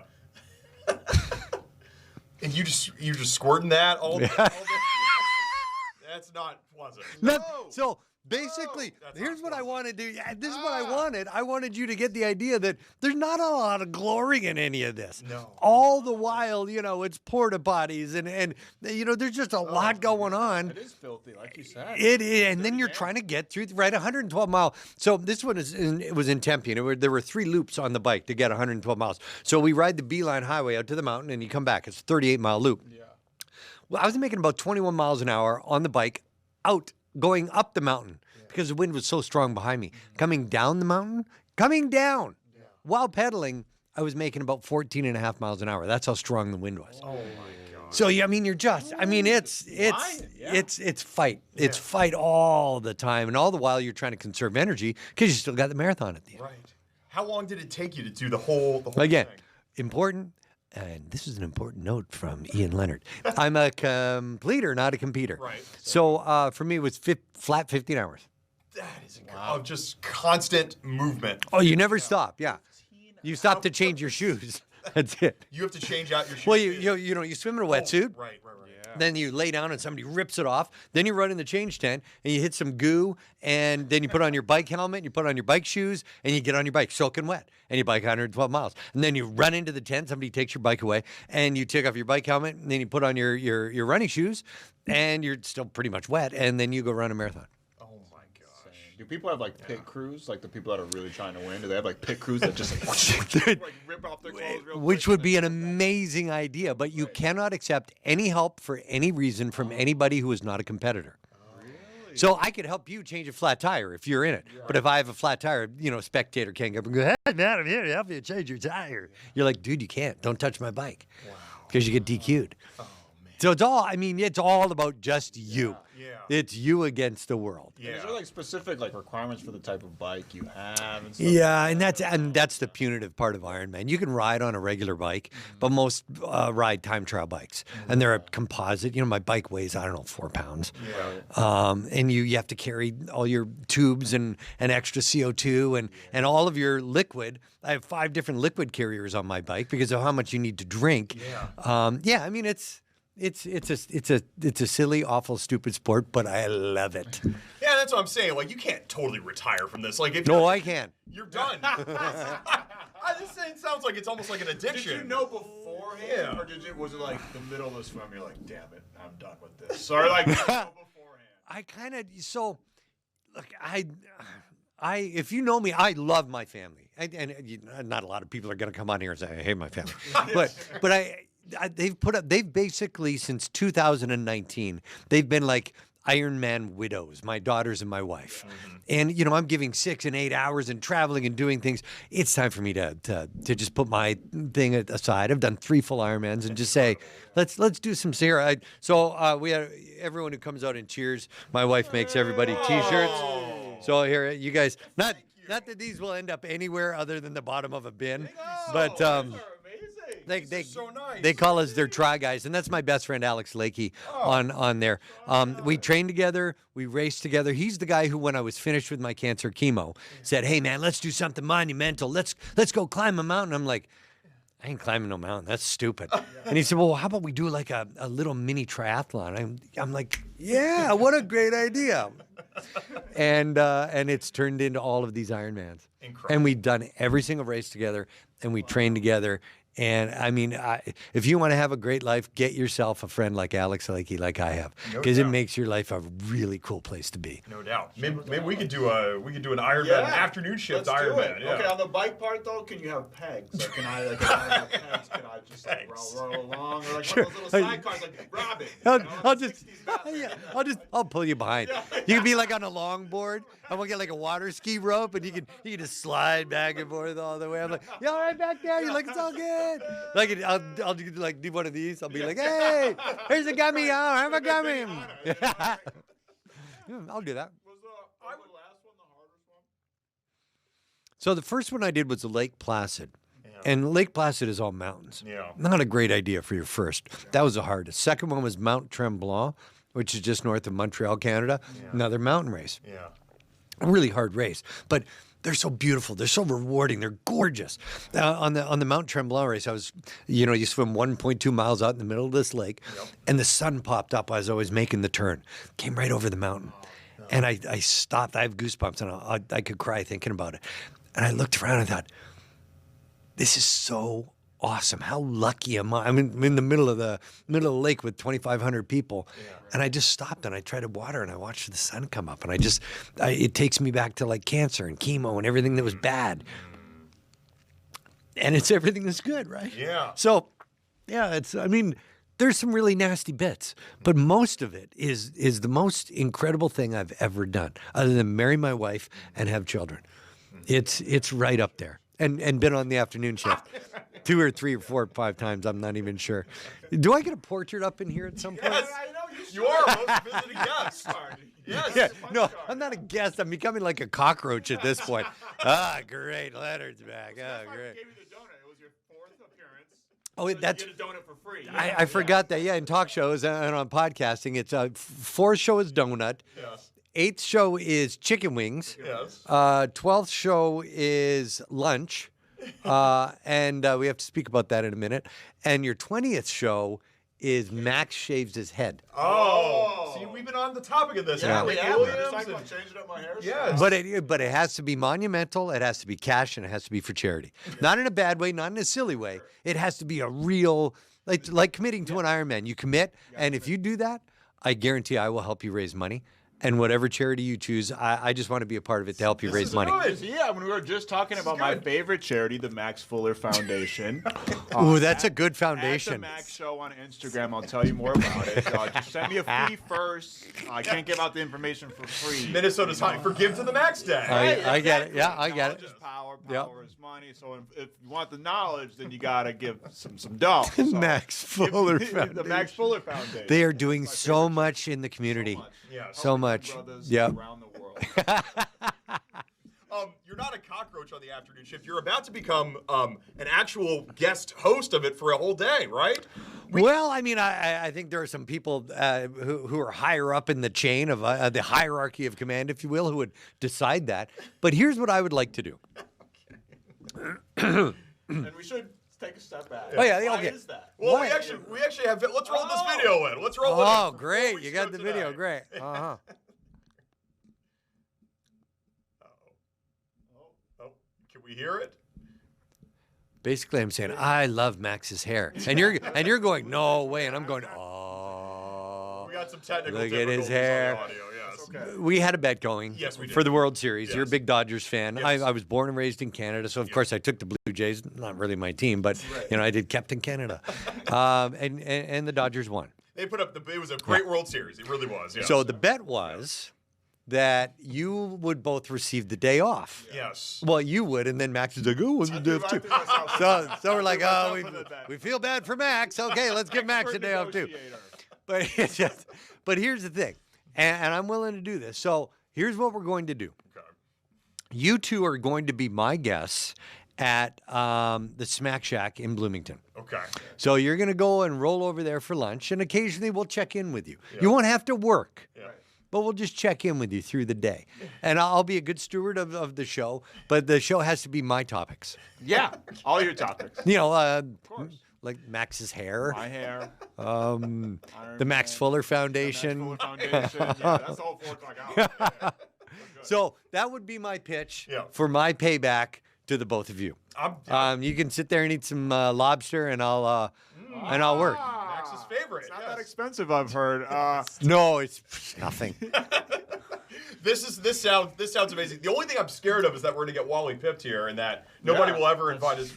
They're gonna want you and not Tom Brady situation. Exactly, Drew Bledsoe here. Yeah, that's a real possibility. Yes. No, okay. So two things. First of all, I got a job, and secondly, if I don't want to work any harder than I already do. I mean, let's just put that out there. Let's see. Today on Fox 9, I will do 19 weather segments between 5 and 10:30. So I'm good. Yeah. I'm good. What you all got here with your little show is all fine with me. Okay, you guys just keep doing your little show. I think Paul and Grace are down for this too. I think I'm they speaking are. on behalf of them. Yeah, but for to have sure. Ian for a whole day, I mean, it would just be their lives are going to be so easy. Where is Paul in there? He is. Paul He just is. gave us a little signal there. Yeah, do I get a say in whether what happens with this? Whether they get the full day off? Can it be a planning day for them, and then you'll just be in the chair? Paul's asking, does he get a say? Do we have to have a planning day, and No, you just get to be in the then chair? It's a bet. Yeah, so- No, it's Well, not I part mean, of that. I would work for Paul for the day. Yeah, right. So whatever he says goes. Yes. Yeah, Yes. He's that's talking easy. about us. Yes, So yeah, we he's talking don't about work us. for Paul Yes. for the day. Yes. So no planning whatsoever. Just That's plan. not part of the bet. Here's what you do: you wear your Sansa belt pants, Yeah. so that they go out and they're action slacks. They roll with you through the day, and that way you can just pound the food. Perfect. I'm with it. Perfect. I've never been to Smack Shack either, so this sounds awesome. Yes. pretty damn good. Yeah. this is It's great. awesome. It's one of my favorite casual restaurants. Perfect. It's seafood casual. Yes. Perfect. I don't even know what that Ian, means. We can't. We'd be remiss if you had you in here, and we have winter coming up. Uh-huh. We gotta ask you about the weather. What's the deal? With Well, let's talk about it. So, everyone's talking about La Nina and how, wow, it could mean so much more snow. To which I would say to the average person, do you know the difference between so much more snow? Because as we get to February, most people are in the, I hate winter, I hate this snow. And I say, well, we've had 36 inches. And, people don't go, oh, really? It felt more like 38. Right? So and the same thing happens when you talk to people about, maybe slightly colder than usual, statistically, by about 1.5 degrees. So it's the same thing. People are outside wearing their parkas and they're shivering. And I say, oh, yeah, it's much colder today. And people say, it feels about 1 degree colder. Yeah, I think so. Statistically, we are meteorologists. We are inherently nerds. We love statistics. And we love grinding those numbers. And when you look ahead at winter, and anybody who tells you right now, this is the exact way winter is going to be, whatever you're listening, if it's a podcast or on the radio or on TV, turn it off immediately. Because those people don't know that. Nobody can know that. Yeah. All it takes is one big snowstorm. All it takes is one big cold snap for winter to come back in a ferocious way. Let's talk about winter's arrival. Yeah. Last weekend we were 60s and 70s. People are walking around in shirts and T-shirts going, this is great. I could handle this. Now, as we head into this weekend, high temperatures get back in the low to mid 50s. And I think people are being lulled into a false sense of security. Right? This is like, oh, I know this stuff inside and out. And they're like, you failed the test. You're like, oh, I thought I knew it inside and out. As we get into next week, getting closer and closer to Thanksgiving, the temperatures begin to tank. We get into this wicked northwest flow. Anytime we can start moving air down out of northern Canada, that's a problem. I think next Tuesday, chance of rain showers. Next Wednesday and Thursday, high temperatures drop down into about the mid-30s. Oh boy. As we look into Friday, Saturday, and Sunday, high temperatures look maybe mid-20s. Oh, yikes. Right? And there'll be a disconnect because there won't be a lot of snow on the ground. Yeah. When there's snow, automatically when you step out of your house, when there's snow, you're like, I'm prepared. I better put on a second coat. Right. Look at all the snow. When there's no snow and you think, oh, my lawn still looks pretty good. I put some nice lines on the front lawn. Yeah. Sun's out, guns out. That's what we say. Of course. That's what we say at my house. Buns out, too. Yeah. Oh, yeah. We say at my house. That's your house? You say what? Sun's out, buns out. Does that mean Like you're grilling? You're grilling. Get your minds out of the gutter. I was thinking maybe, I was thinking maybe it's Pants Free Friday or something. I don't know. You can never see our lower halves, so they would never know. Max is like me, and you too. We all have what we call lucky legs. Yeah. Lucky that when you're walking, they just don't snap. Right. Because there's not a lot there. No, I mean, in the spring when I'm wearing shorts, people are like, "What is that?" Do you ever hear Steve Martin when he did the thing on SNL? And when he walked toward the camera and he'd go, "What is that?" And then he'd walk out of frame and come back and go, "What is that?" And it went on for like 5 minutes. "Oh, I know what that is. No, wait. What is that?" And it just kept. That's what people do when I'm wearing shorts in the spring. What is that? It's an awful, awful sight. Okay, so the bet. Let's come up with a day. I'll get with the big boss man, and we'll figure out how I can make you eat some fine food, and I can do your job for you. It's amazing. I don't want this job. I want nothing to do with this job. I will put that in writing. I will put that in writing, and I will move on from there. But it'll be a treat, and we'll have some fun, and we can talk. I mean, I could geek out. It could be all weather. That would be amazing. The afternoon shift, all weather, all day. That would be amazing. I would watch that. There'd be like 2 hours. 3 weather nerds watching, going, "This is great." Well, you're the biggest weatherman in the Twin Cities. It's gonna be the highest rated episode ever. Yeah. Fat joke. Was that a fat joke? It is. Yeah. Now, listen, you already retired from the Iron Man. I know. Now I'm just gonna plump up. We appreciate you having you here. You're no cockroach. You're the friend of the afternoon shifts. That's great. A portrait on the wall. Yeah, we should have like a Hall of Fame of our guests. All I need is just a coat hanger. Yeah. Where I come in, I can hang my coat, and it says, Ian Leonard only. Yes. There we go. I like that. Ian, we appreciate you. Thanks, you guys. Thanks for all. You know what? You guys are so great. I see you in the hallway. We have fun. You're always so supportive of this ridiculous thing I do. We'll get to the polar plunge soon, and both of you all are plunging on my team, and there's no getting out. I love that. I've always wanted to do it. And next year, of course, Special Olympics USA Games are here. Yes. There's a lot we're going to talk about for all the right reasons in the coming months. But you guys are always so supportive. Thank you. I appreciate you all so much. We're talking Vikings, actually. You have any Vikings hot takes, by the way? You got to stick with JJ. But it's getting harder and harder, man. It's like the girlfriend I want to break up with in college, but I haven't found anyone else yet, so I'm going to stick with it. Right? Is that... I've had friends that have gone through similar situations. That's a hard. I love my Vikings, but man, it's tough. Oh, it's tough. It's been tough to watch. Oh my gosh, it's a hairy situation. And you forget because they haven't been like bad in a while, so you forget how long these seasons are. Like last year, it's like, oh, this season just flew by. We're 13-4. This is the best. And now I'm like, got 7 weeks. 7 games left, and it's kind of like being in the 5th round and you've been knocked down a few times. You're like, how you turn to the ref? How long is this fight? You're right. You're holding on to the guy looking at the clock. Like, how much time's left in this round? We could all turn around with a win over the Packers, though. You never know.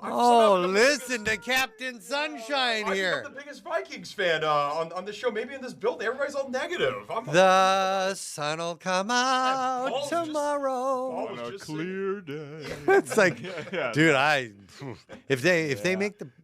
You haven't been here long enough. When they make if they make the play, 14-1 odds to make the playoffs. Yeah, so they're up against it, but it can happen. Yeah, I'll bet Max's money on that one. To the Max Foundation. Dude's got nothing but money. Thanks, Ian. We appreciate it. Hey guys, thanks. Vikings talk coming up next. Don't go anywhere.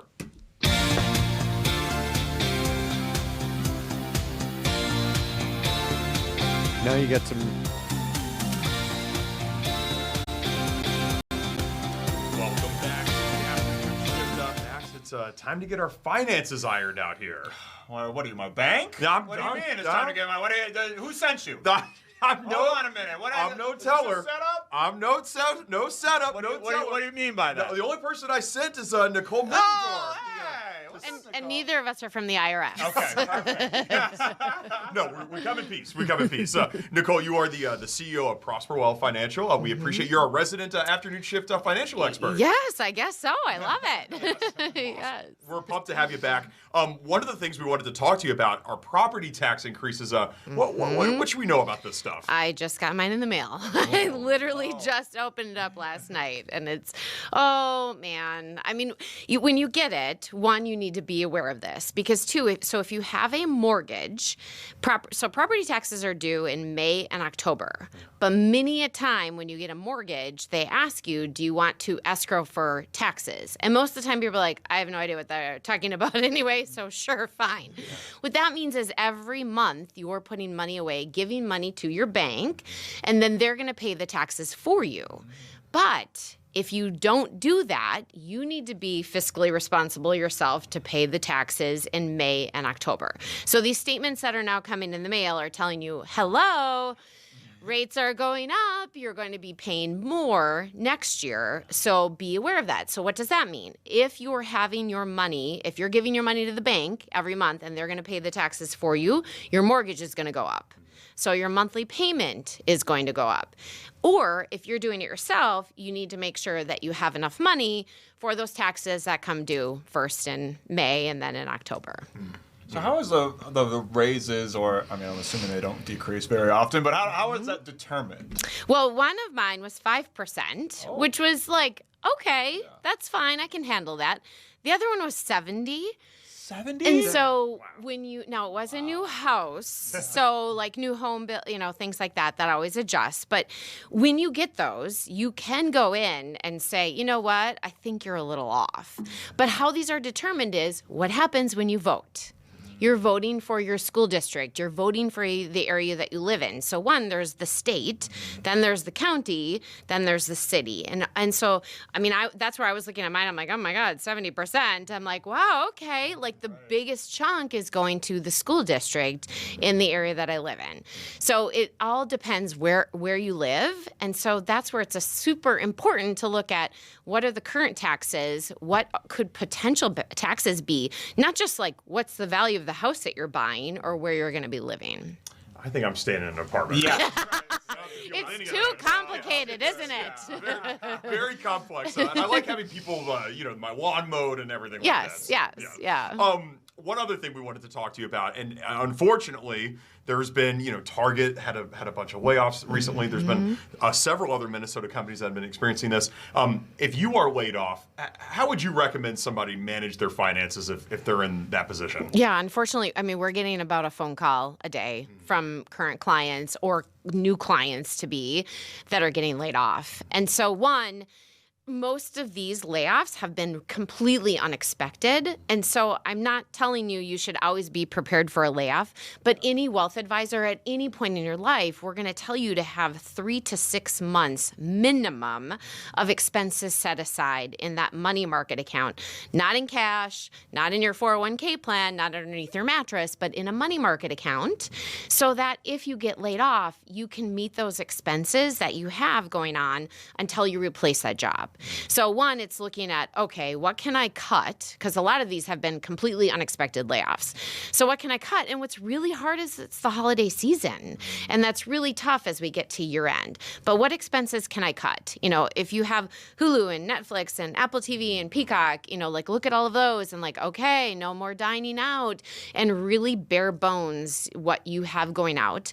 Then see, it is the holidays. So could you get a seasonal job? Could you get something temporarily that will help you have more money coming in?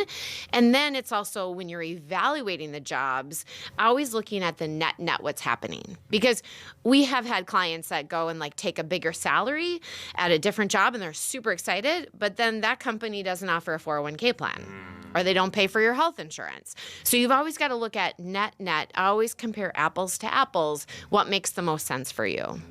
You said a money market account? Yes, money market account. I know what that is, but just for people out there that don't. Yes.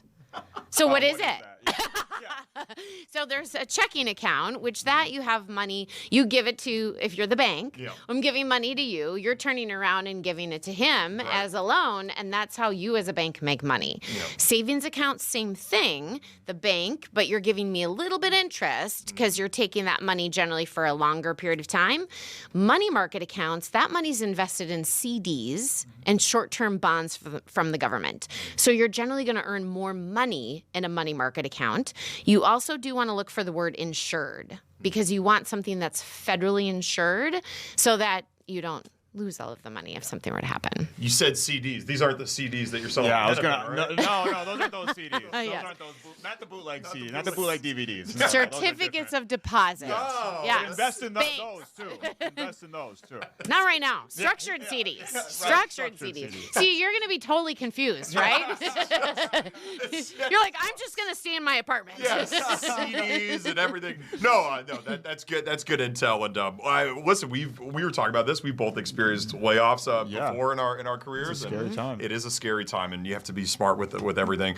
One thing, if you are laid off, even if you're not laid off, grocery shopping, especially this time of year around the holidays, how can we better save money at the supermarket? Go and buy things that are on sale and then meal plan around that.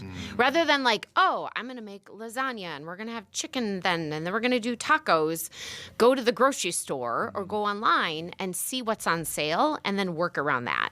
And then always look at, okay, where can I get the best deal? Not necessarily the most convenience. And if you're delivering things, like this is where I feel I give my kids who are teenagers the hardest time because they don't comprehend or have any care in the world of delivery fees or delivery costs, like Uber Eats, DoorDash, having like, oh, just have groceries sent to the house.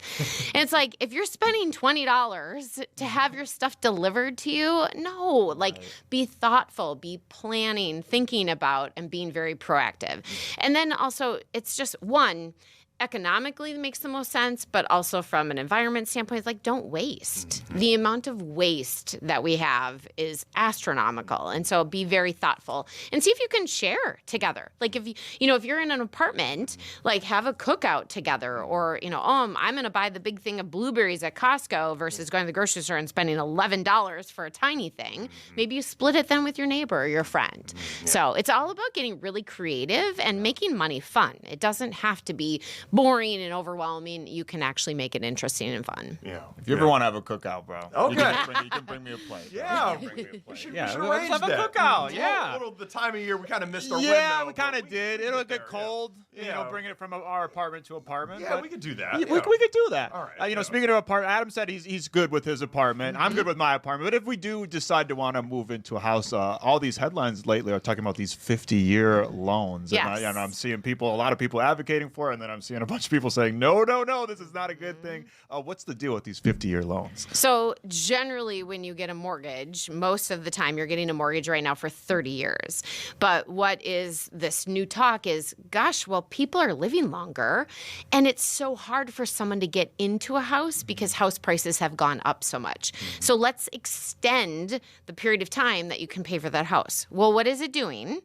It's just costing you more money over the long term. Because if you're buying a house for $300,000 or $500,000 and you're paying that for it for 50 years, it's going to cost you a lot more than $500,000 versus same thing if you pay the loan for 30 years.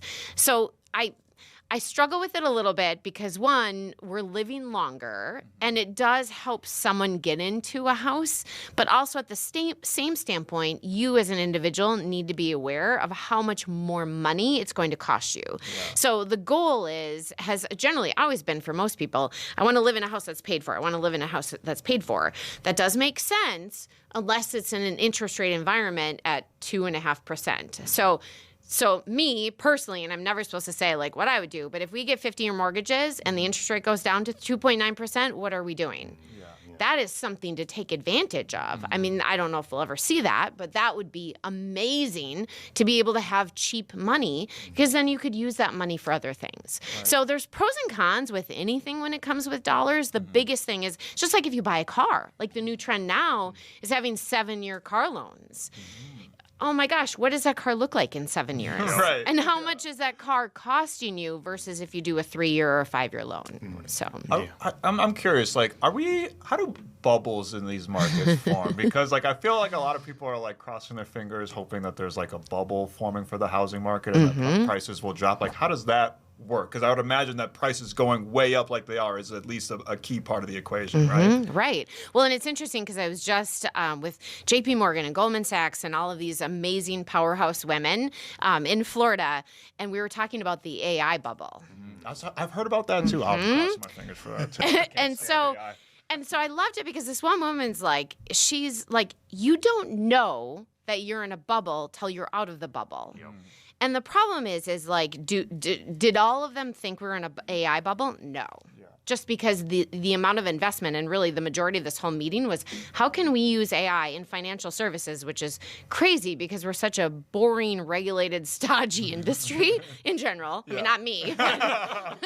How can we use AI to better serve clients, and how can we make it to be more efficient and effective? So how things happen, where we get in trouble is when you get the pendulum going too much. Like interest rates, in my opinion, they waited too long to start dropping them. And that's where we get these scares in the economy. That's where we get these huge layoffs. But a lot of these layoffs are coming from efficiencies and AI and things like that. So you always need to recreate yourself and look at, where am I going? And what does this make sense for me personally as an individual, me working, and me with my own financial situation? Yeah. And it always helps, I think, to have a human helping you with your finances. Absolutely. AI cannot replicate what Nicole does for us. No, absolutely. You are our resident financial expert. Happy Nicole to be that. the CEO of Prosper Wealth Financial. We appreciate your time, Nicole. Thank you so much. Thank you. Thanks. Thanks. Awesome. More to come from the afternoon shift right after this.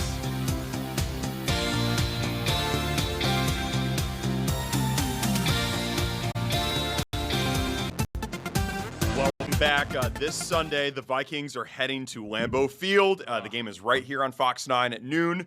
They are 6.5-point underdogs. Maybe they're catching the Packers at a good time. The Packers have lost their last 2 games at Lambeau.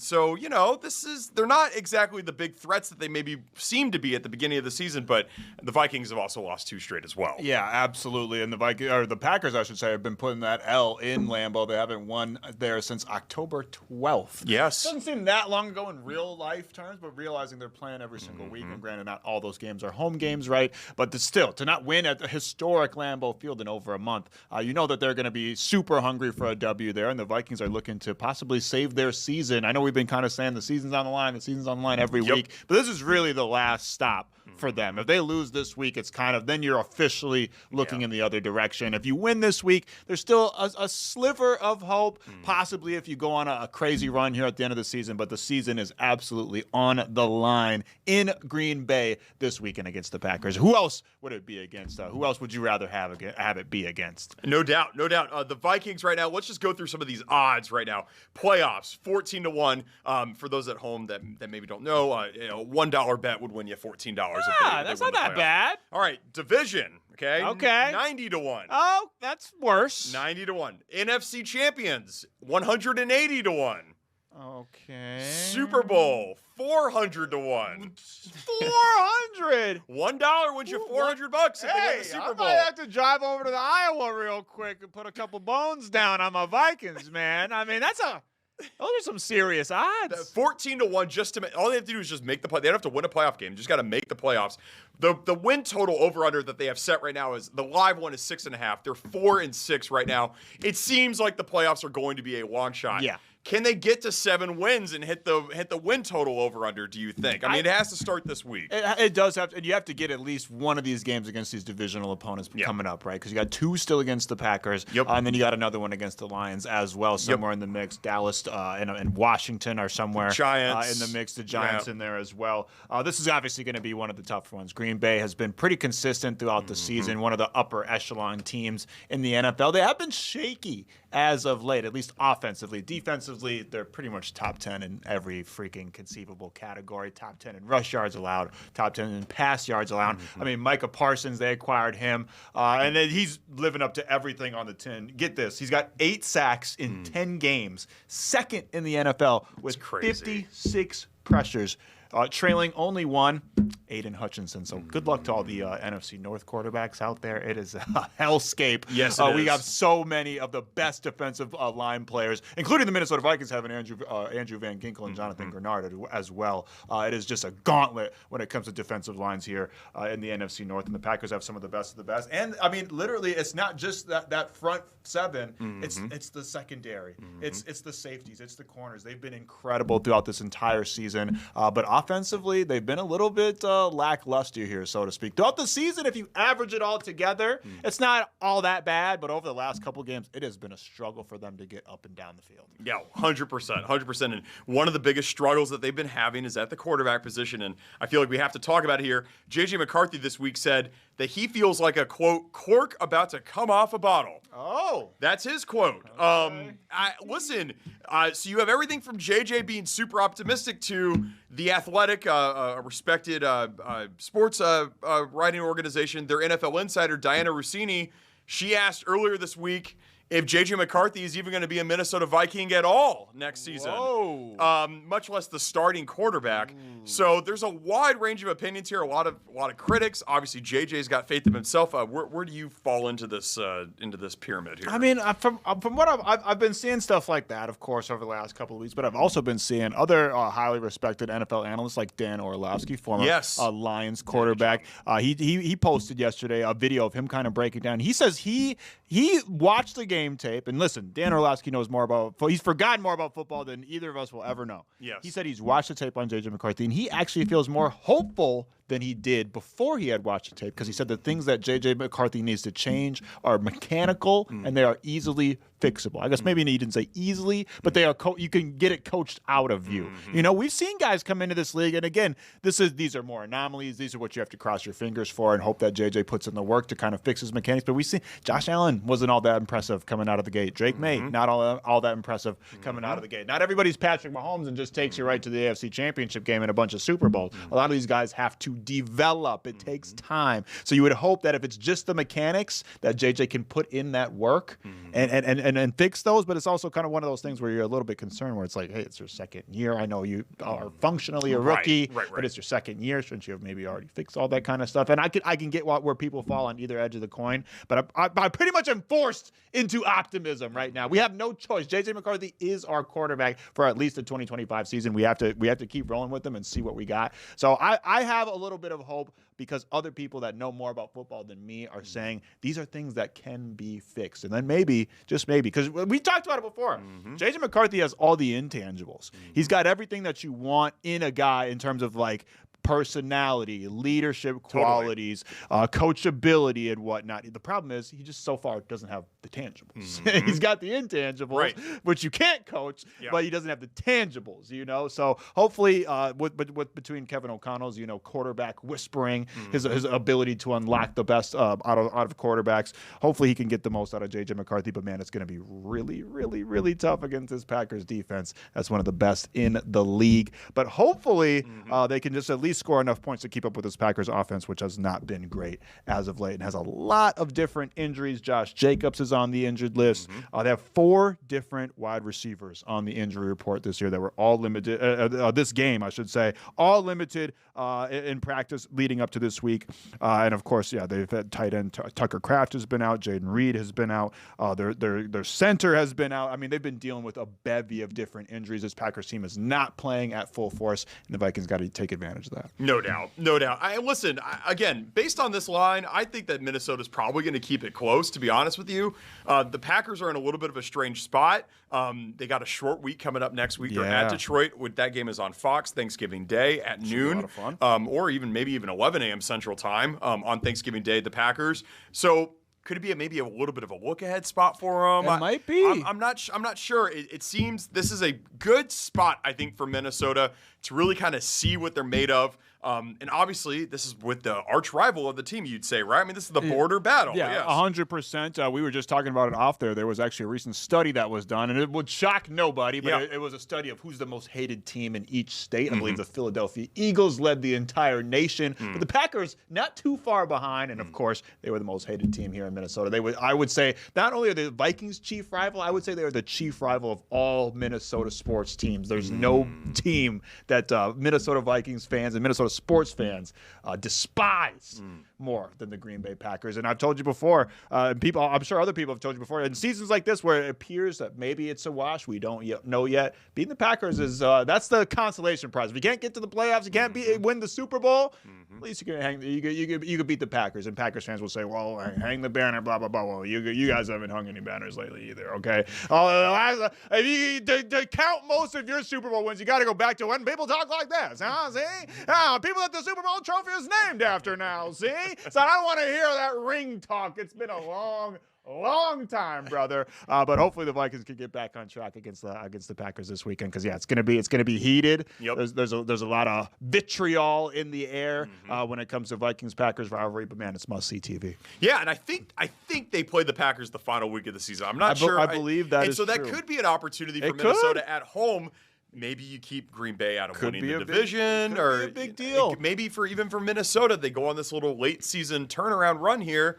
that could be a win-and-in sort of game for them at home against the Packers. The drama, the theater of it all, to have it be against the Packers in the last game of the season, that would be absolutely incredible. But it has to start this Sunday. And I do want to say, as good as the Packers defense has been, they're not a ball-hawking defense. No. They're only +1 in the turnover differential. Minnesota, I think, is -9, by the way. But the Packers they've only generated 8 turnovers so far this season. So that works in JJ's favor because obviously he's been pretty turnover prone so far. So he has some opportunities. KOC needs to rely on the run a little bit more. We saw him lean on the run a little bit more last week. Aaron Jones, obviously, he's very familiar with the Packers. It'll be a homecoming for him. Speaking of former Packers, it'll be Aaron Rodgers return to Chicago this weekend, I believe. The team that he says he's the owner of. So all types of storylines and returns in the NFC North. And obviously, it's not going to be like that for Aaron Jones. He's beloved all around the NFL. Even guys that are hated, like Aaron Rodgers, love Aaron Jones. Yes. He's one of the most beloved players in the NFL. So I'm sure it'll be a warm welcome from him, even from the Wisconsin fans down there. But I would hope to see lots of him in action and lots of Jordan Mason in action to lighten up the load for JJ a little bit. Yeah, that Steelers-Bears game is going to be really, really must-see TV. It's going to be juicy. Don't watch that game because that's the competing game right. with the Vikings-Packers, of course. But if you are a fan of football, Sunday at noon here in Central Time is going to be a great kind of two-way going between Chicago and what's happening at Green Bay. Yeah, I'm always curious. You think the Packers fans consider the Vikings fans their chief rival? I think so. Yeah. I think so because, I know there's some talk about the Bears and whatnot. Maybe they have more stronger feelings towards the Bears, but I feel like over the last 2 decades or so, the Vikings, those are the ones that are more meaningful games. The Vikings and the Packers are the 2 teams that have made the playoffs most consistently out of the 4 teams in the NFC North. So I'll say those are the ones that have the most weight on it. Maybe there's some past emotion, generational emotion that's stronger for Packers fans and Bears fans. I know that Bears fans, I think they feel really strongly about the Packers compared to, and then the Lions. I feel like everybody's kind of just like, they were so irrelevant for so long. Yes, that obviously you don't want to be patronizing. They're doing better than the Vikings are, so you certainly can't be patronizing. But it is kind of like, hey, what you guys go ahead, man. Yeah. You guys had a long time that you were miserable. You guys go ahead. I don't think it's that a lot of Vikings fans still don't want to see them succeed. Right. But you're not angry at it, you're not raging out about it. Where the Packers, if they go to the Super Bowl, everybody's TVs are going to be thrown out of windows all across Minnesota. Nobody wants to see that. But the Lions fans is kind of just like, but I would say that Packers fans probably consider us that. But that map says otherwise. I think that map said the Bears. But I would say that the more meaningful games over the last 2 decades or so have been between the Vikings and the Packers. You were born in Wisconsin, of course. I was. I'm a border trader. I came over. Yes. I was smuggled over the Minnesota and Wisconsin border. Yeah. And I've been Minnesotan ever since, and I root for the Vikings. Sorry, Packers. There's got to be a lot of split families in both Minnesota and Wisconsin. That tons. you have spouses that are rooting, Packers and Vikings fans, and brothers and sisters that aren't aligned. Oh yeah, there's tons, and there's tons of Packers bars around here. We even got Packers radio show, Packers preview, on KFAN. So it's like there's a big Packers contingent here. We tolerate them. I wouldn't say we like them. We tolerate them, but we're wishing them the worst this weekend. You're going to send them the worst this weekend. You can watch the game right here on Fox 9. Pregame coverage starts at 9:30, and the game starts at noon right here on Fox 9. It should be a lot of fun. And hey, 14-1. It might be the trip down to Iowa because they don't want it in Minnesota. They don't want that smoke in Minnesota. Yeah, not yet. Not yet. They should. Anyways, we are going to have more to come from the afternoon shift after this. Don't go. Afternoon shift. Waymo, it's coming to Minneapolis, Max. The autonomous cars, driverless cars that you've seen roaming around the streets of LA. It looks a little spooky. Yes. The first time you see it, you have to do a double take. You have to do one. You're like, what that car didn't have a driver, but they're designed to be that way. Only in 5 cities around the U.S., but Minneapolis might be one of the next ones. Absolutely. We had the chance to speak to an engineer from Waymo earlier in today's show. We're going to replay that clip. Let's take a look at it. Well done. We're really excited about having Waymos here in the Twin Cities. And joining us now is Waymo's technical program manager, Mr. Jake Treader. Jake, welcome to the afternoon shift. How are you? Thanks, guys. Yeah, I'm good. Yeah, good to be here. This is huge news, Jake. There's a lot of people here in the Twin Cities and across the state of Minnesota that don't know what Waymo is. Can you introduce your company to this Minnesota audience? Absolutely. So Waymo's an autonomous technology driving company. So we specialize in autonomous ride hailing right now. So we're in 5 major cities in the U.S. and we've done over 100 million miles, and we're doing well over 250,000 trips per week in those 5 major cities. And in those cities, you can hail the Waymo similar like you would Uber or Lyft, except there's no one in the driver's seat. So it's a totally different experience for people, but we, pride ourselves on a very safe track record. So, Jake, you mentioned it. You're in 5 different cities, and I'm sure you guys are looking to expand all over the world. But what made Minneapolis as one of the first places you wanted to expand to outside of those 5 cities? Yeah, so we're at a really exciting time for Waymo. We're at the precipice of a lot of scaling. So we're going to a number of different cities. And with our 6th generation driver, which is our new Waymo driver, we have, basically unlocked the capability to tackle markets like Minneapolis with snow and ice. So we're really excited about that future expansion. And Minneapolis is, a very lively, urban center that we want to be able to serve. Jake, you mentioned the Waymo experience. Take us into that experience. What should a rider expect when they get into a Waymo vehicle? Yeah, absolutely. So there's an app on your phone, and you can hail the car similar like you would Uber or Lyft. It's really nice because all the cars look the same, but you will have your initials on the top of the vehicle, so you kind of know which one is yours. You can unlock it with the phone, or walk up to it and it unlocks automatically. You can ride in the front passenger seat or the rear seat. We don't let riders ride in the driver's seat for obvious reasons. But yeah, then you just hit the start ride button once you're buckled, and it will safely take you to where you want to go. You're able to control the music, the temperature, everything in the vehicle. So riders really like that kind of personal, private experience that you can get in a Waymo. Sounds like something straight out of the Jetsons. Like, we're really living in the future, brother. Yes. This is super exciting stuff here. Yes. Jake, I'm curious, how did you guys design these Waymo cars to be autonomous the way they are? Absolutely. So we start with a really comprehensive sensor suite. So we have LiDAR, which are essentially kind of like lasers that come out from the vehicle. So we can see 360 degrees with this LiDAR technology.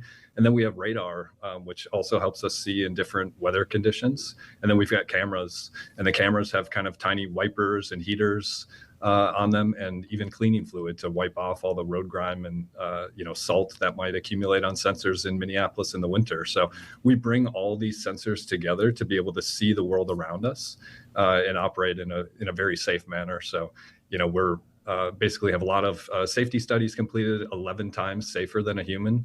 I've personally taken a ride in the San Francisco Bay Area on freeways. So we're just now rolling out freeways to our public riders. And so it's really cool to see this expansion to airports and freeways and things like that, really building a comprehensive service for all our riders that they can depend on. 11 times safer than a normal human car. I think that's like a huge takeaway from this. That really is amazing. You mentioned getting on the freeways up in the Bay Area. I know that Waymo said they're coming to Minneapolis. Does that mean that the cars have to stay within the Minneapolis city limits? Would they be able to go over to St. Paul? Could they go on further rides in theory? Yeah, right now we're focused just on Minneapolis. So we're in a testing stage. So right now what we'll do is we'll drive around Minneapolis. We'll put out a high definition map of the area that we want to drive in.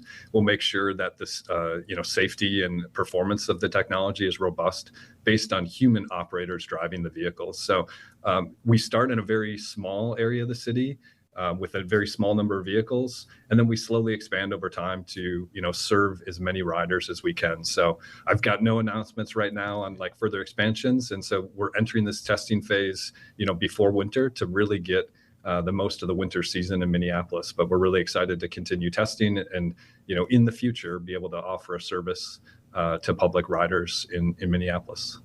Jake, now one of those things that I'm sure you guys are going to have to hurdle over on the way to bringing it to the public here in Minneapolis. I'm sure that once you guys expand to these different cities, there's all types of different laws in different states and whatnot. Can you kind of walk us through that process of like what these laws are like and how they're changing and how Waymo is changing them? Yeah, absolutely. So, I'm an engineer. I don't work in the policy side of things, but, Waymo develops a really strong partnership with the communities and also legislative and policy branches of the cities and states that we hope to serve in the future. And so all I can say really is that we really try to partner and not, force anything on anyone. So I think the safety of the service is kind of demonstrated itself over time now that we have over 100 million miles of fully driverless operations. And so, once people experience that and see the safety impacts, we have this great partnership with legislators that, can allow, advancements in, legislation to allow services like this to improve road safety in the communities that we serve.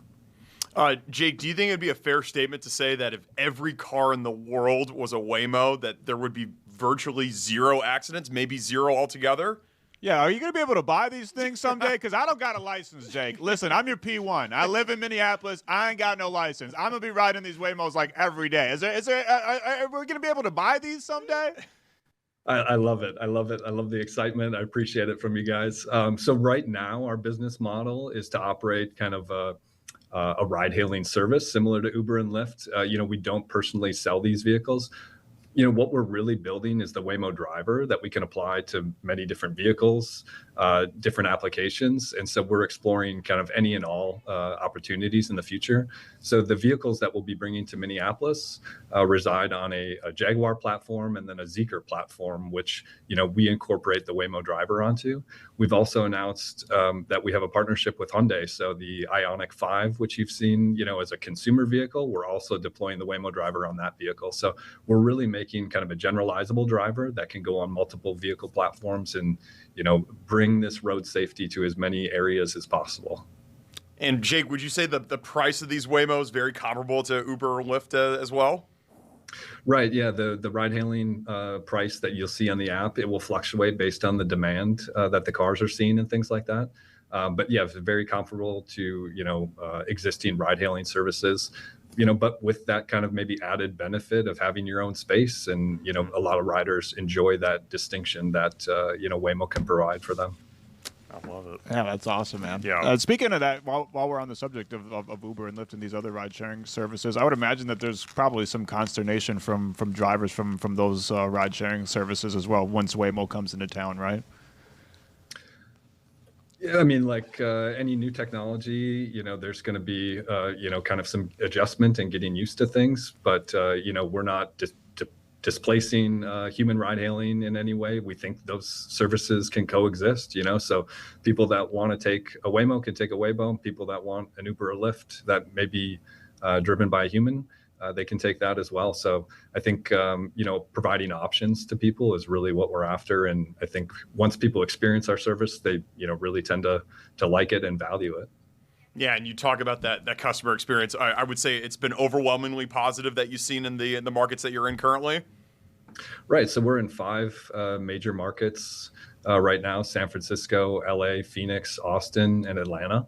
And then we just announced recently that we're doubling the markets that we're driving autonomously in. So we're going to deploy to more markets in Florida, in Texas, and basically double our cities from 5 to 10 over the coming months. So we're really excited about that, doubling of the cities that we're going to serve. And that's on the back of all the cities that we're announcing for testing, such as Minneapolis. So, no commercial service in Minneapolis right now, but, we're testing and laying the foundation for a commercial service in the future. Super exciting stuff. So much It cool really stuff. does that. Sometimes you hear 2025 and it's like, that sounds so futuristic, but there's no futuristic things. Well, Waymo is here to make it more futuristic. Absolutely, absolutely. And it's all thanks to people like Jake, one of the best engineers at Waymo. You are Waymo's technical program manager, Jake Treader. We appreciate your time, Jake. Thanks so much. Thanks for having me on, guys. Appreciate it. That was great with Jake awesome. Treader from Yeah. Waymo, and awesome. Yeah, so I'm really pumped that they're coming here to the Twin Cities. Yeah, seriously. I'm excited. First, I was a little creeped out, but I'm excited to ride in one of these things. Again, it just feels like the future. Driverless cars. Driverless cars. See? Pretty soon, people won't even need their license. Yes, All that's those true. people giving me crap for years. Pretty soon, you're going to be on the wrong side of history, thanks to Waymo. Thank you to Waymo for coming to Minneapolis. We'll keep you updated with that story. There's not Waymo of the afternoon shift. Just a few minutes left. Just a few minutes left. We're going to take a commercial break, and we'll come back and wrap up today's show.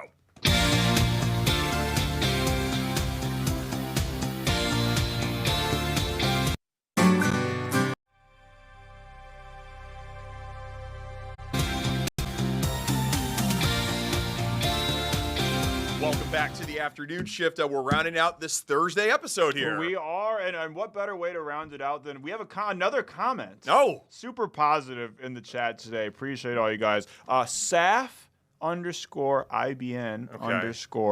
Syad _bacon. Lots of underscores. Not the there. most pithy username out there. He says, and I quote, "What is this crap?" Well, welcome to the show, brother. This is the afternoon shift every day, Monday through Friday. Episode 153. Episode 153. We've been doing it for a while.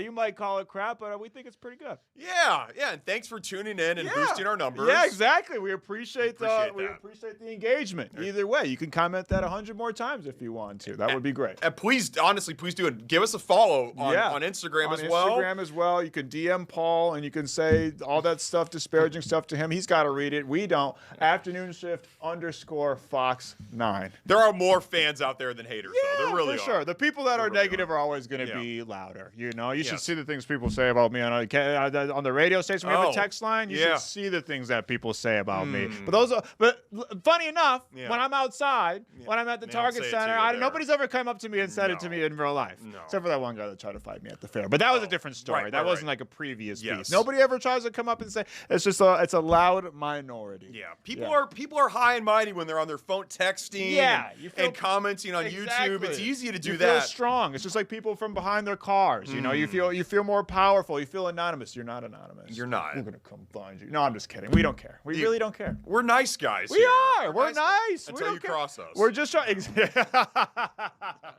We're just trying to have fun, give you the news in a fun, non-stiff suit and tie kind of way. But there's nothing wrong with the suit and ties. We're just trying to give you a different experience. So thank you, Mr. Bacon, for tuning in, and we wish you the best. I like mine extra crispy.